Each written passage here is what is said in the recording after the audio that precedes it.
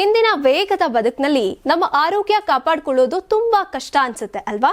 ಆದ್ರೆ ಒಂದು ಚಿಕ್ಕ ಹೋಮ್ ರೆಮಿಡಿ ಇದೆ, ಅದನ್ನ ಡೈಲಿ ಫಾಲೋ ಮಾಡಿದ್ರೆ ಬಹಳಷ್ಟು ಬದಲಾವಣೆಯನ್ನ ನೀವು ನೋಡಬಹುದು.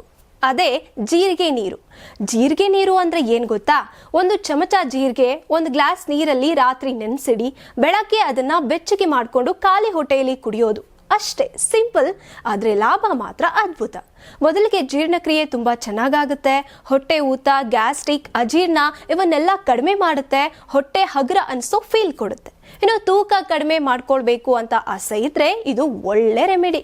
ಜೀರಿಗೆ ನೀರು ಮೆಟಬಾಲಿಸಮ್ ಅನ್ನ ಫಾಸ್ಟ್ ಮಾಡುತ್ತೆ. ಕೊಬ್ಬನ್ನ ಕರಗಿಸೋ ಪ್ರಕ್ರಿಯೆ ಕೂಡ ಇದರಲ್ಲಿ ಅಡಗಿದೆ. ಇನ್ನು ಆಂಟಿ ಆಕ್ಸಿಡೆಂಟ್ಸ್, ವಿಟಮಿನ್ ಸಿ ಇದರಲ್ಲಿ ಇರುತ್ತೆ. ದೇಹದ ರೋಗ ನಿರೋಧಕ ಶಕ್ತಿ ಹೆಚ್ಚಾಗುತ್ತೆ.